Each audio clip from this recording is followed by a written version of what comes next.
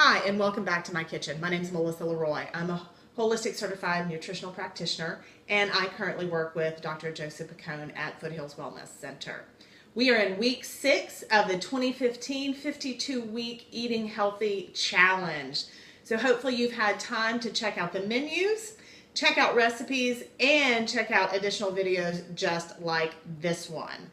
If you haven't, I would encourage you to jump on Facebook, like us, Foothills Wellness Center, and or on Fire Healing. That's where you're going to find all the links for the weekly menus, recipes, and these YouTube videos. So we are coming live to you today from my kitchen. It is Super Bowl Sunday. There's a lot going on in the background. You can see some crock pots. We've got some people coming over this evening to watch the big game. So I'm kind of in a little bit of a rush this afternoon trying to get these videos out to you guys.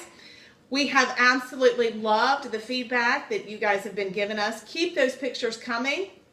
If you've attempted one of the recipes at home, we would love to see those. So, brings me to another point talking about behind the scenes or backstage. I would like to encourage any of you who would like to come and do this with me live any Sunday that you would like. I would love to have some assistance. I know some of you have reached out and said, Melissa, these videos can be so much more. That's not why we're doing this. We're doing this to help you guys stay healthy and achieve your health and wellness goals. So if you've had a chance to check out the menu this week, it is pretty spectacular. So we're going to be tackling a lot of new things. So the first thing that we're going to start with is the breakfast recipe. This is going to be a gluten-free English muffin that we're then going to slice and put on homemade, all-natural turkey sausage with some little sharp cheddar cheese on it. And then also, if you would like, for that little bit of tang, we're also going to put on some orange marmalade. So let's get down to it. We're going to walk you through exactly how to do these English muffins. So for those of you who may have visited the office before, you know that we sell some bread mixes by Anna. If you're not familiar with these are gluten-free. She makes a wide variety of them. We sell about 3 different flavors in the office. This is actually her pizza crust mix. So we're going to be using this one actually to make our English muffins. If you're not familiar with her, jump on her website. She has wonderful recipes just like this one for you. So it comes with the mix in there with the yeast packet. We're going to be using a half of the mixture today, and then we're going to just set aside the yeast packet. We're going to use that later on for another recipe, probably next week or within a couple of weeks. The recipe calls for 1 3/4 cups of her mixture, which is about, again, half of the package. So to that, then, we're going to add 1 tablespoon plus a half of a teaspoon of baking powder. Now, some of you at home are like, oh my goodness, Melissa, that is a lot of baking powder. Well, remember, we're not using the yeast packet, so this dry ingredient that's in her mixtures, it's going to take a lot of baking powder to really get it to rise just a little bit, even for English muffins. So we're going to add that to the mixture, and we're just going to whisk that in, make sure that we get that really mixed well into the dry ingredients. Great. We're going to set this aside for just a minute. I'm going to swap bowls here. And we're going to start with our liquid ingredients. So we are actually going to do 3 egg whites and 1 whole egg here. Now, if you wanted to do this breakfast sandwich with eggs in addition to the turkey sausage, you could easily do that. Keep those yolks, which is what we're going to do right here, and add that to some additional eggs for a little bit of added protein. So let's get these egg whites in here. Be very careful when cracking this egg. If you get a little bit of the eggshell in there, no worries. Just dip the remaining eggshell that you have in your hand. It works just like a magnet. It's wonderful. Little quick tip for you there. 1 more egg white, and then we will round it out with a whole egg. We're going to whisk these egg whites together till they become fluffy. So as soon as we get all of these eggs in here,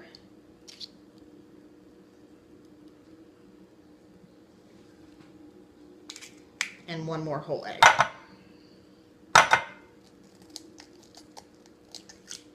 Perfect. All right. Here we go.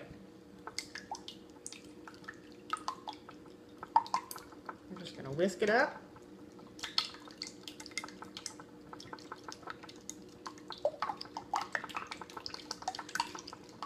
And take just a few minutes.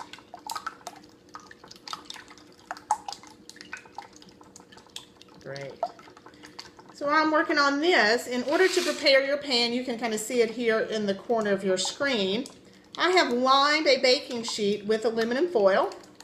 And I've taken 1 tablespoon of gluten-free cornmeal. And I have used Bob's Red Mill cornmeal for this. So lightly greased, sprinkled, 1 tablespoon of Bob's Red Mill gluten-free cornmeal on there. And for the shape of the English muffins, I'm actually using the large wide mouth canning lids. I have lightly sprayed them with olive oil, cooking spray, and that is going to actually be our form for the English muffins. Okay, so we've got our egg whites here. So to that, then, we are going to add 2 tablespoons of extra virgin olive oil.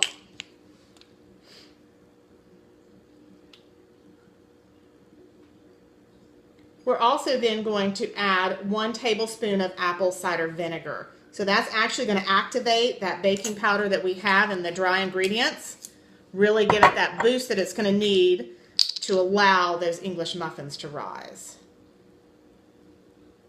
So 1 tablespoon of Bragg's apple cider vinegar goes in there. We're also going to add then 2 teaspoons of maple syrup. Now, if you are on the Candesol diet with us at Foothills Wellness Center and you are not quite to the point for natural sugar, you would substitute here 6 to 8 drops of liquid stevia. It's going to do the exact same thing. So 2 teaspoons of pure organic maple syrup. We're also then going to add half of a cup of unsweetened almond milk. So excuse me for 1 second, I thought I had everything. Let me get the almond milk.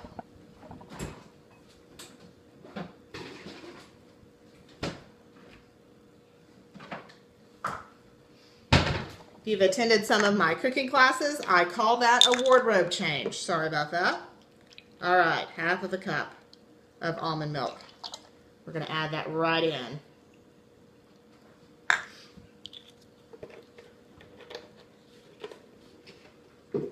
Now we're going to get our dry ingredients back out, and we're going to just use our whisk, and we're just going to create just a little bit of a bowl in the center of this dry ingredients. Okay, we're going to pour our liquid ingredients right in, and we're just going to mix. Now this is going to help create the little bubbles. The apple cider vinegar and that baking soda mixing together. You're going to get some bubbles in the batter. That's going to be wonderful. That's going to give you the nooks and crannies that you want in an English muffin.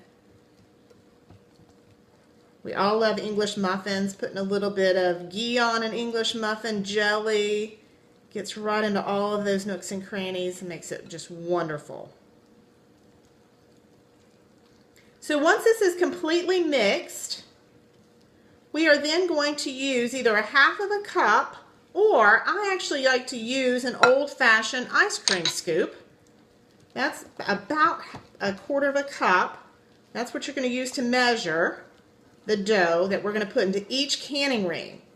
And once we have the dough into the canning ring, what we're going to then do is we're going to wet our fingers with some water so our fingers doesn't stick to the dough, because if you can see this, the dough is pretty sticky.